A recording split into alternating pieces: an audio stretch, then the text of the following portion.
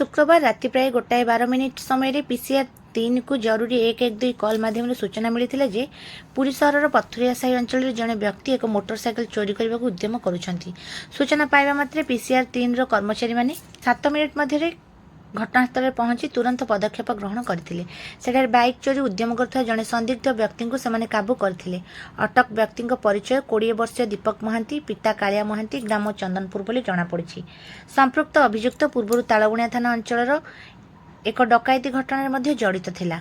अभियोगकारी विष्णुप्रसाद नंद, पिता जगन्नाथ नंद पथुरिया साई अभियोग आधार में अभियुक्त को पूरी परवर्ती आईनगत कार्यानुष्ठान पई टाउन थाना को हस्तांतर करा जायतिला। घटना समय पीसीआर 3 रे हविलदार दिलीप कुमार प्रधान, कांस्टेबल पीके दलई एवं ओएपीएफ एचके मल्लिक कर्तव्य नियोजित थिले।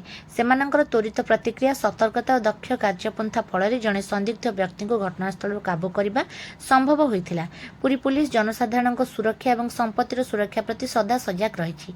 कौन संदिग्ध कार्यकलाप देखिले तुरंत 112 किंबा निकटस्थ थाना को सूचना देवाई पूरी पुलिस पक्षर साधारण जनता को अनुरोध करा जायछि। ଏହି ସଫଳତା ପାଇଁ ଏସପି ପ୍ରତୀକ ସିଂ ପीसीआर 3 ର ସମସ୍ତ କର୍ମଚାରୀଙ୍କୁ ଶନିବାର ଦିନ ତାଙ୍କ କାର୍ଯ୍ୟାଳୟ କକ୍ଷରେ ପ୍ରଶଂସା କରିଥିଲେ।